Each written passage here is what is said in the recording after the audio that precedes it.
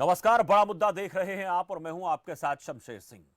गद्दी को पाने की चाहत और गद्दी से हटाने की कोशिश में क्या क्या ना हुआ आज तक और आगे क्या से क्या हो सकता है, यह चर्चा का विषय रहा है।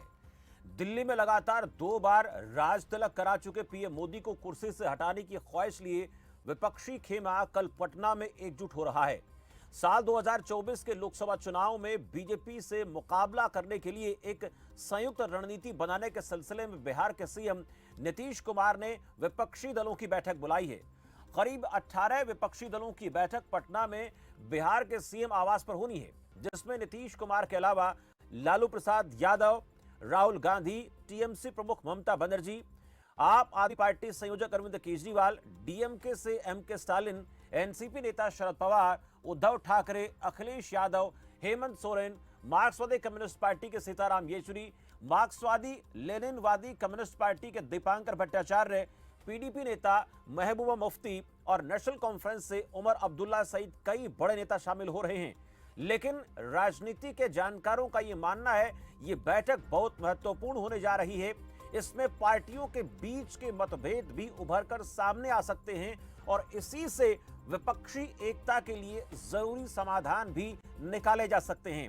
चुनाव के बाद नेता का चयन, कांग्रेस की केंद्र में भूमिका, आम आदमी पार्टी की उम्मीदें जैसे कई महत्वपूर्ण मुद्दों पर इसमें चर्चा हो सकती है। लेकिन सबसे बड़ा सवाल इस एकजुटता के लिए महत्वाकांक्षाओं का त्याग कौन करेगा, यह महत्वपूर्ण है। क्या इस बैठक के जरिए विपक्ष 2024 के सपने को हकीकत बना सकता है या यह सपना ही रह सकता है, इस पर चर्चा करेंगे। और इस पर ज्यादा बातचीत के लिए मेरे साथ मेहमानों का पैनल जुड़ चुका है, जिसमें आपको बता दूं शांत प्रकाश जाटव नेता बीजेपी से मेरे साथ हैं, कार्तिकेय सिंह कांग्रेस पार्टी प्रवक्ता मेरे साथ हैं, प्रीतपाल सिंह आम आदमी पार्टी प्रवक्ता हैं, अभय विश्व भट्ट जेडीयू प्रवक्ता हैं। आप सभी का इस चर्चा में बहुत बहुत स्वागत है।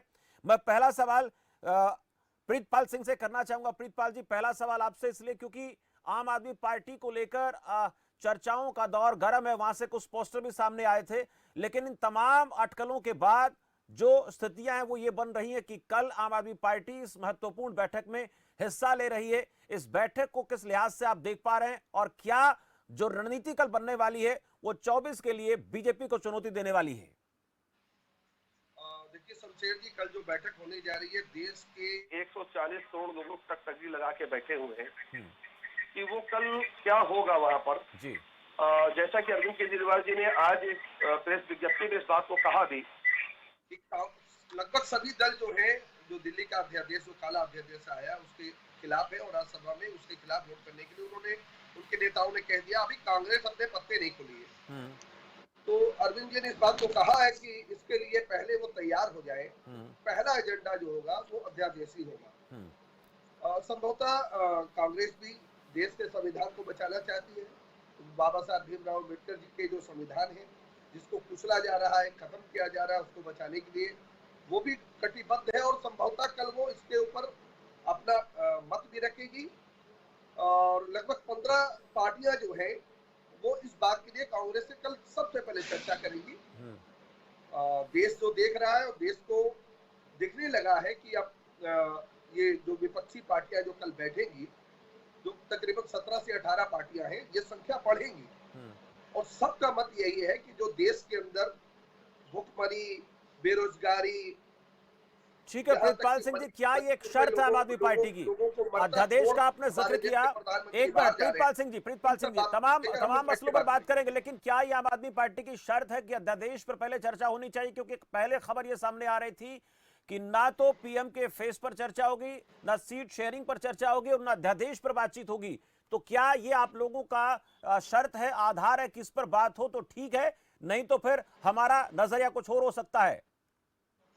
देखिए, अरविंद केजरीवाल जी ने फार्मूला दे दिया था, जिससे जिस भी मुख्यमंत्री से या पार्टी के उन्होंने फार्मूला दिया कि अगर हम लोग एक होकर एक शंखनाद करते हुए राज्यसभा में ये काला कानून जब आएगा, हम लोग एक साथ मिलकर इसका विरोध और ये गिर जाए वहां पर, तो 2024 में संदेश चला जाएगा देश के भीतर कि ये विपक्षी जो एकता है ये 2024 में नरेंद्र को झोला दबा के बाहर भेजेगी। तो ये एक संदेश जाएगा, सभी पार्टियां एक साथ करेंगी, तो हमारा जो आगे का लक्ष्य है वो एक लक्ष्य बन जाएगा और लोग भी आने लगेगा कि कि यही वो विपक्षी दल है जो हमको एक अच्छी सरकार दे सकता है, देश में अच्छी शिक्षा, अच्छा स्वास्थ्य दे सकता है, लोगों का विश्वास हम पे अटूट। नहीं तो ऐसे तो आप एक नेतृत्व की क्षमता में आना चाहते हैं ना, आप लीडरशिप दिखाना चाहते हैं अपनी, कि आम आदमी पार्टी के सर्वे सर्वा अरविंद केजरीवाल के नेतृत्व में आप लोग साथ आए, ये तमाम चीजें दूसरी पार्टी को कहां स्वीकार होंगी? ये मुद्दा कल चर्चा का विषय हो सकता है क्या? जानना चाहता था, आप इसको लेकर शर्त रख रहे हैं कि ऐसा होना चाहिए? शेर जी, क्या ममता जी को डर नहीं है कि अध्यादेश उनके लिए आ सकता है? क्या नीतीश जी नहीं, को डर जिस नहीं है तरीके कि से आप बात अध्यादेश कर उनके रहे लिए आ हैं सकता है? उससे आप ये क्या दर्शाना 36 चाहते हैं कि राज्य अरविंद केजरीवाल के नेतृत्व में विपक्ष एकजुट होना चाहिए, ये तो शर्त लग रही है आपके हिसाब से। नहीं, शर्त देश का संविधान बचाने के लिए तो सबसे बड़ी शर्त होनी चाहिए। जब देश का संविधान नहीं होगा, ठीक है, हम आप इतने आजाद नहीं चलिए होंगे कि आपके अपनी सवाल का बात जवाब हमारी लेता हूं, जनता की आपके बात सवाल का रखें, जवाब गलत लेता हूं। रखें। कार्तिकेय सिंह जी, चर्चा कल होनी है बैठक में, उसमें तमाम विपक्षी पार्टियां जो बड़ी हैं अपने आप में एक अपना वजूद रखती हैं, लेकिन यहां से देख पा रहे हैं कि आम आदमी पार्टी ने सीधे तौर पर कह दिया कि अध्यादेश पर कांग्रेस साथ आए।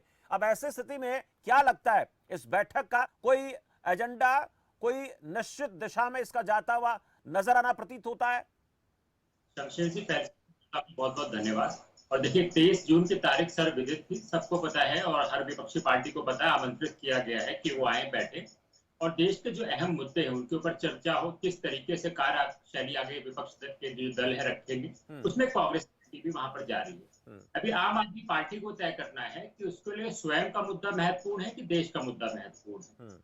किसी भी जो विपक्षी दल की एकता की जो बात हो रही है 24 तारीख की, कल माफ कीजिएगा 23 तारीख को जो कल मीटिंग हो रही है, उसमें ये तो सुनिश्चित नहीं हुआ था कि हर पार्टी, हर राज्य के लोग अपना अपना मुद्दा लेकर के आएंगे कि आप पहले ये हमारा अल्टीमेटम है, आप ये चीजें कर दो तब हम नहीं कर देंगे। तो ये आइए बॉल इनकी कोर्ट में है, ये आम आदमी पार्टी को तय करना है। कांग्रेस पार्टी अपना रुख एकदम स्पष्ट कर दिया है, कई चीजें देखनी है क्योंकि दिल्ली केंद्र शासित प्रदेश है, ट्रांसफर पोस्टिंग के कई मुद्दे यहाँ पर हैं, सुप्रीम कोर्ट का ऑर्डर आ रखा है, उसको ओवर पास करके उस पर अध्यादेश लाया गया है, तो कई इसमें कानूनी दावपेच है, वो देखने की जरूरत है। उसके बाद जब ये संसद में आएगा तो कांग्रेस पार्टी अपना रुख साफ कर देगी। रही बात कल जिन मुद्दों पर, राष्ट्रीय मुद्दों पर चर्चा होनी है, हमें अपना ध्यान उसी तरफ रखना है। उसमें आम आदमी पार्टी क्या कह रही है, कौन क्या कह रहा है, इससे ये जरूरी नहीं है। जरूरी है देश के मुद्दे जो है, जो संविधान की जो लड़ाई यहाँ पे लड़नी है हमें, किस तरीके से सीबीआई ईडी के डर से विपक्ष को बैठाया जाता है, डराया जाता है। तमाम अभी बिहार में देखिए आजकल मीटिंग होनी है, आज ईडी सीबीआई का वहां पे एक मंत्री के घर पे रेड पड़ी हुई है। तो इस तरीके की जो कार्रवाइयां हो रही हैं और क्या मुद्दों लेकर के, जो हमें कहते हैं यूपीए जब बड़ा सा कॉमन मिनिमम प्रोग्राम था, तो लेकिन कार्तिकेय सिंह, जिस मसलों को लेकर आप लोग बात करने वाले हैं वहां से कहीं ना कहीं वैचारिक मतभेद तो सामने आ ही गए ना, कि आम आदमी पार्टी क्या चाहती है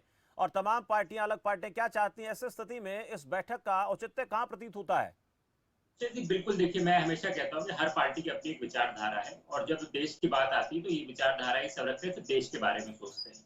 इसलिए मैंने कहा कॉमन मिनिमम प्रोग्राम, जिसकी जो शरद पवार जी ने इसके बारे में बात किया था 2004-2009 में, यही कॉमन मिनिमम प्रोग्राम था। इसलिए 10 साल की गठबंधन की सरकार बड़े अच्छे तरीके से चली थी। उसमें तमाम मनरेगा की बात करें, फूड सिक्योरिटी एक्ट की बात करें, चाहे आरटीआई की बात करें, राइट टू एजुकेशन, ऐसे बड़े बिल आए थे जो देश में बदलाव लेकर के आए। तो उसी तरीके से हमारे जो मुद्दे हैं, जो देश से संबंधित मुद्दे, उन मुद्दों को लेकर के आएंगे। हर पार्टियां स्वतंत्र होती हैं, हम किसी पे दबाव नहीं बना सकते, हम किसी की विचारधारा को नहीं पलट सकते, लेकिन जो मुद्दे अभी देश के सामने बड़ी चीजें, चाहे बेरोजगारी हो, चाहे महंगाई हो, उसमें हमारा क्या होगा 24 से पहले जनता को, चलिए उस पर आप लोग बात करने वाले। ठीक है, अभय विश्वभट्ट मेरे साथ है। अभय विश्व जी, आपसे जानना चाहता हूं, जिस विपक्षी खेमे को एकजुट करने के लिए नीतीश कुमार प्रयासरत हैं और पटना में ये महत्वपूर्ण बैठक हो रही है, उससे पहले कांग्रेस और आम आदमी पार्टी के बीच जो खींचतान रही है वो एक बार फिर से देखने को मिल रही है। तो ऐसी स्थिति में आपको क्या लगता है, इस बैठक का औचित्य, इस बैठक का महत्वपूर्ण होना कहां तक आपको सही प्रतीत हो रहा है? हो पाएगा, नहीं हो पाएगा? भट्ट साहब।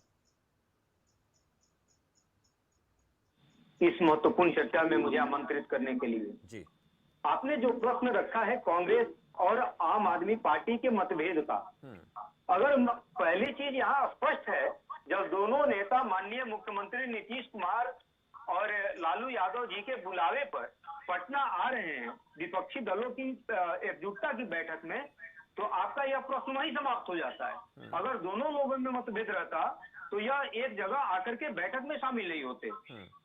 लेकिन मैंने सवाल इसलिए किया भट्ट साहब, ये सवाल इसलिए किया क्योंकि पहले चर्चा ये थी कि अध्यादेश पर कोई बात नहीं होगी और सीट शेयरिंग पर कोई बात नहीं होगी, पीएम के चेहरे पर कोई बात नहीं होगी। माननीय मुख्यमंत्री नीतीश कुमार जी का वो हर वो वक्तव्य देखा होगा, सुना होगा, जिसमें उन्होंने स्पष्ट कहा है कि इन सभी मुद्दों पर बैठक में चर्चा होगी। न्यूनतम साझा कार्यक्रम पर चर्चा होगी, सीट शेयरिंग बाद में।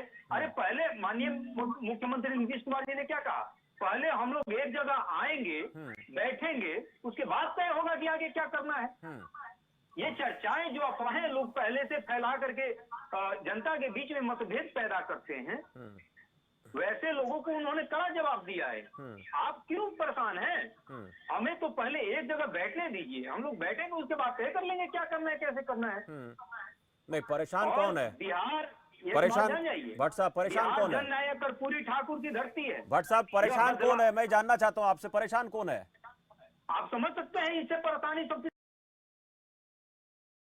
ज्यादा चीज को हो रही है। हाँ। जिनके पेट में दर्द कबरा हुआ है आजकल। हाँ, ठीक है। तो मानिए बिहार की धरती जो है वो बदलाव की धरती के रूप में जानी जाती है।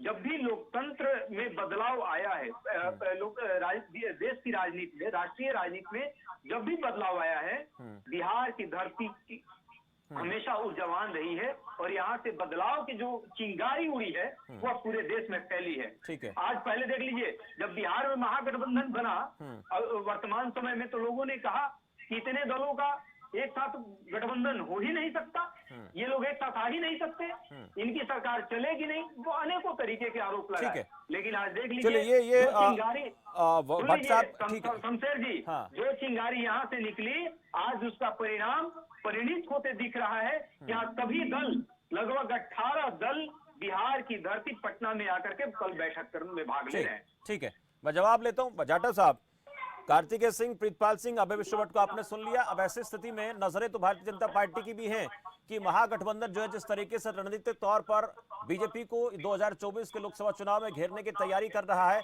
और उसमें एक बात भट्ट साहब ने कही कि देखिए अफवाहें हैं, चलती रहती हैं, पर ये देखिए ना, पहले एक साथ इकट्ठे तो हो, बात तो करें, और उसके बाद देखेंगे फिर क्या होता है। और बिहार की धरती तो परिवर्तन की धरती रही है। देखिए, अभी आम आदमी के पार्टी के प्रवक्ता प्रीतपाल जी ने और कार्तिकेय जी ने, कांग्रेस के प्रवक्ता, दोनों प्रवक्ता हैं, और जाहिर सी बात है जो इन्होंने बात कही है वो पार्टी फोरम को ही हम मान करके चलेंगे कि वो पार्टी फोरम की ही बात है। प्रीतपाल जी ने स्पष्ट कर दिया कि कल की बैठक में हम अध्यादेश पर बात करेंगे, और कार्तिकेय जी ने कह दिया कि कल जो बात होगी वो ईडी और सीबीआई के जो जिस तरीके से जांच हो रही है उसके संदर्भ में बात होगी। इन्होंने ये नहीं कहा कि ये जो गठबंधन है, आगे जो 2024 का चुनाव है उसमें किस तरीके से हम लोगों ने पार्टिसिपेशन करना है और क्या एजेंडा रहना है, उसके आधार पर जो गठबंधन है उसका वो योजना बन रही है। तो मैं समझता हूँ कि कल जो है ये आपस में ही लठबंधन होगा, गठबंधन नहीं, क्योंकि ये अपनी अपनी बातें मनवाएंगे और सभी अपने आप को प्रधानमंत्री का चेहरा मानते हैं। और जाहिर सी बात है कि जब सब लोग एक ही मत, सबके दिमाग में एक ही बात है, तो मुझे नहीं लगता कि ये जो गठबंधन है वो कहीं सिरे चढ़ पाएगा। अभी जैसे जेडीयू के प्रवक्ता हैं, उन्होंने भी काफी दम भरा, तो मैं समझता हूँ कि सबसे पहले तो जो आपका जो गठबंधन है उसका हेड कौन होगा, क्या यूपीए का जो चेयरपर्सन सोनिया जी हैं उनको हटा करके नया चेहरा कोई इस गठबंधन का जो है वो चेयरपर्सन होगा, और सब मिलकर के इस गठबंधन का क्या नामकरण करेंगे, ये चीजें प्राथमिकता पर होनी चाहिए। मगर बात हो रही है अध्यादेश की, बात हो रही है कि ईडी और सीबीआई के जो जांच है वो रुकनी चाहिए। तो मुझे नहीं लगता कि ये जो कल की गठबंधन की जो योजना है उसमें जो है वो क्या मुद्दे रहने वाले हैं वो स्पष्ट है। देखते हैं कल क्या होता है। ठीक है, देखते हैं कल क्या होता है। प्रीतपाल सिंह जी से एक मिनट भट्ट साहब आपके पास आ रहा हूँ। हाँ बोलिए। शमशेर जी, मैंने जो पहले बात आपसे रखा था कि पेट में दर्द चालू है, उसका उदाहरण आप देख रहे हैं, जाठव साहब दे रहे हैं। जो इनके पेट में दर्द है वो अब साफ झलक रहा है। आप कह रहे थे कि इनके पेट में दर्द है, उसका जवाब इन्होंने दे दिया। ठीक है, चलिए, आपने जो कहा उसके लिहाज से उन्होंने अपनी बात रखी है। मैं प्रीतपाल सिंह के पास जाना चाहूँ। प्रीतपाल सिंह जी, ये सवाल भी उठ रहा है कि कौन नेतृत्व करेगा, कौन इसका अगुवा होगा, किसके नेतृत्व में जो गठबंधन बनेगा, महागठबंधन बनेगा, उसका नाम तय होगा। ये सवाल तो पूछेगी बीजेपी, तो पूछेगी क्योंकि चुनाव उनको भी लड़ना है, चुनाव तमाम विपक्षी पार्टियों को भी लड़ना है, और इसका जवाब भी कहीं ना कहीं महागठबंधन के पास होना चाहिए। देखिए सुखदेव सिंह जी, भारतीय जनता पार्टी इस बात को समझ चुकी है कि एक जो गठबंधन अभी तैयार हो रहा है, जिसका प्रयोग बिहार में हो चुका है, दिल्ली के चुनाव में हो चुका है, बंगाल के चुनाव में हो चुका है, उनको इसको पता नहीं है। अभी नरेंद्र मोदी जी और एक चाणक्य है इनके अमित शाह, उनको भी पता नहीं है, उनके नीचे जमीन खिसक चुकी है। वो 5 से 6 राज्यों में मात्र रह चुके हैं। अभी जब बिहार का चुनाव निकला तो आपने देखा कितना अच्छा प्रयोग हुआ वहां पे। दिल्ली का चुनाव निकला उसमें वहां पे देखा कितना अच्छा प्रयोग हुआ। ना सपा ने वहां प्रत्याशी उतारा, ना अन्य पार्टियों ने वहां प्रत्याशी उतारा। इनको शायद जानकारी नहीं इस बात की। ये कल नहीं ये सब तय होता, ये इसकी रूपरेखा जो है ये वर्षों पहले तय हो चुकी थी। इसका जो भेद करना है, जिसको खत्म, जिसको इस देश से, जो देश को निस्तार नाबूद करना चाहते हैं, उनको गति से उतारना है। इसकी शुरुआत पहले से हो चुकी है। ठीक है, भारतीय जनता ज्यादा मुगालके में ना रहे। चलिए कार्तिकेय सिंह जी से कमेंट लेता हूँ। कार्तिकेय जी, ये सवाल उठ रहा है कि अगवा कौन होगा, कौन प्रधानमंत्री का, कौन मुखिया होगा, ये इस बार देखिए ये कोशिशें तो बीजेपी करेगी, और इन कोशिशों का जवाब आप लोगों के पास होना भी चाहिए, और महागठबंधन में जवाब एक ही होना चाहिए। बड़ा सवाल ये भी है कि विपक्ष अगर एकजुट है और जनता के बीच आप लोग 2024 के चुनाव में साथ जाना चाहते हैं या जाएंगे, तो लोग ये पूछेंगे, जनता जानना चाहेगी, समझना चाहेगी कि कौन नेतृत्व कर रहा है। देखिए प्रधानमंत्री कौन बनेगा अलग विषय, पर इस महागठबंधन का नेतृत्व कौन करेगा ये विषय अलग है। शमशेर जी, आपकी बात का मैं उत्तर देता हूँ। श्याम प्रकाश जी की बात से मैं कुछ बोल देता हूँ। श्याम प्रकाश जी ने वही कार्य किया जो बीजेपी करती है। अपने मन मुताबिक बातों को ले लीजिए, उसको तोड़ मरोड़ के पेश कर दीजिए। अगर मेरी बात सुना होता तो मैंने कहा था देश के जो मुद्दे हैं, वो भले बेरोजगारी हो, महंगाई हो, उसके विषय में सारी पार्टियां आएंगी, अपने विचार रखेंगी।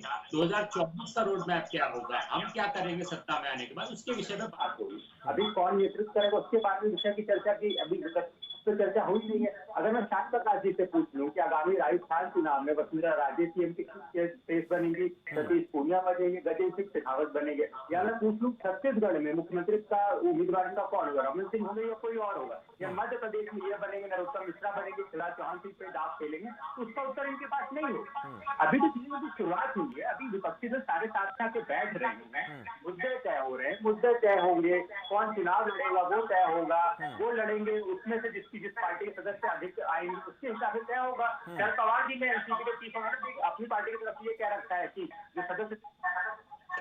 चलिए, आवाज में एक जगह से बहुत डिस्टर्बेंस आ रही है, मुझे नहीं पता कि कौन से माइक में दिक्कत है ये, लेकिन एक सवाल तब तक भट्ट साहब से जान लेता हूं। भट्ट साहब, ये बैठक है, उस बैठक में सबको समझाने, बनाने, बताने की कोशिश होगी, और जिम्मेदारी कहने के नीतीश कुमार की बढ़ जाती है, लेकिन ऐसे में कुछ लोगों को अपने अहम को, अपनी महत्वाकांक्षाओं को, अपने त्याग को दरकिनार करना पड़ेगा, अपनी जरूरतों को दरकिनार करना पड़ेगा। कुछ लोगों को इस बात के लिए तैयार करना पड़ेगा कि देखिए आप लोग यहाँ पर ताकतवर नहीं है, तो आप लोग दूसरों को मदद कीजिए। ऐसी स्थिति ये बहुत अहम रहेगा, ये बहुत महत्वपूर्ण रहेगा कि चुनाव में जो पार्टियां जिन जिन राज्यों में जा रही हैं, वहां पर अपने आप को थोड़ा सा किसी को ऊपर किसी को नीचे करना पड़ेगा। बैलेंस बनाना बहुत बड़ी चुनौती होगी, और उसको तैयार करना आसान नहीं होगा, खासकर उन पार्टियों को जो राष्ट्रीय स्तर पर अपना नेतृत्व देखना चाहती हैं। देखिए, राष्ट्रीय स्तर पर सभी पार्टियां चाहती हैं कि हमारा नेतृत्व हो। नीतीश कुमार जी ने पहले ही कहा है कि गठबंधन सारी चीजों को त्याग करके ही हुआ है। नहीं तो तेजस्वी जी लगातार मुख्यमंत्री के लिए चुनाव में दावेदार थे, उम्मीदवार थे, लेकिन जब से महागठबंधन बना उन्होंने कभी नहीं कहा कि मुझे अभी मुख्यमंत्री बना दीजिए। हाँ, भले भाजपा के लोग यह सिगुफा जरूर छोड़ते रहे कि 3 महीने बाद, 2 महीने बाद, जनवरी में, फरवरी में मुख्यमंत्री बिहार के तेजस्वी यादव जी हो जाएंगे, महागठबंधन बनने से नीतीश कुमार का राजनीतिक करियर बर्बाद हो जाएगा, जदयू का राजद में विलय हो जाएगा। तो इन सभी चीजों से भारतीय जनता पार्टी के पेट में दर्द है, क्योंकि वो जानते हैं कि जब सभी दल एक जगह आ गए तो हमारा लुटिया डुबोना तय है। इनका वोट परसेंटेज कितना था पूरे लोकसभा चुनाव में, इनका वोट परसेंटेज कितना था और विपक्ष में कितना गया जी? और वो जब सारी विपक्ष की वोटें जब एक जगह एकत्रित हो जाएंगी तो सोचिए ये कहां फेंकाएंगे। तो पेट में दर्द वाजिब है। पेट में दर्द है क्या शांत प्रकाश जी? पेट में दर्द है क्या शांत प्रकाश जी? छोटा सा रिएक्शन आपका, 30 सेकंड। शांत प्रकाश जी। देखिए जो गठबंधन, हाँ, जो गठबंधन के जो ये घटक हैं जो इनके साथ में जुड़ रहे हैं, आप उत्तर प्रदेश में देखें कि समाजवादी पार्टी और कांग्रेस का क्या वोट बैंक है, यहाँ पर कितनी इनके पास सीटें हैं, ये आपको स्पष्ट है। यहाँ पर कोई टीएमसी का तो कोई यहाँ पर वोट बैंक है नहीं, अरे या इनसे पहले दूसरे स्पष्ट किसी करवा दल का लीजिए तो कि वोट इनका वोट बैंक है परसेंटेज नहीं। कितना आया था लोकसभा चुनाव में। शांता जी स्पष्ट कर दीजिए ना कि 2019 के लोकसभा चुनाव में आपका वोट परसेंटेज कितना था। देखिए हम जो है, आप मुझे ये बताएं कि वहाँ उत्तर प्रदेश में जेडीयू की कितनी सीटें थी अरे लोकसभा 36 की, ये सुनिए, बताएंगे आप? 36 ऐसा पॉइंट कुछ नहीं, परसेंटेज वोट था आपका।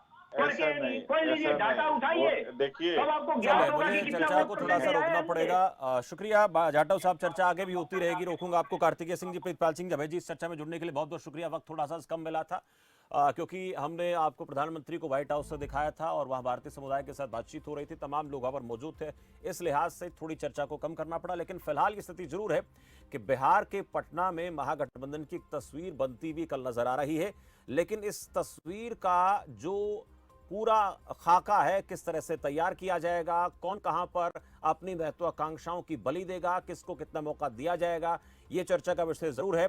और राष्ट्रीय स्तर पर अगुवाई करने की जब बारी आएगी तो कौन करेगा, ये चर्चाएं जरूर हो सकती हैं। लेकिन इसमें जैसे आम आदमी पार्टी की तरफ से अरविंद केजरीवाल कह रहे हैं कि भाई अध्यादेश पर चर्चा जरूर होनी चाहिए, कांग्रेस का पक्ष क्या है ये जानना चाहते हैं, तो ऐसी चीजें अगर होंगी तो फिर लगता नहीं कि महागठबंधन को जो मजबूत करने की कोशिश है हो पाएगी। लेकिन अगर इन चीजों को दरकिनार करते हुए कॉमन मिनिमम प्रोग्राम बनता है तो महागठबंधन बीजेपी के लिए चुनौती जरूर खड़ी कर सकता है। फिलहाल मेरे साथ इस चर्चा में इतना ही। आप देखते रहे खबर फास्ट। नमस्कार।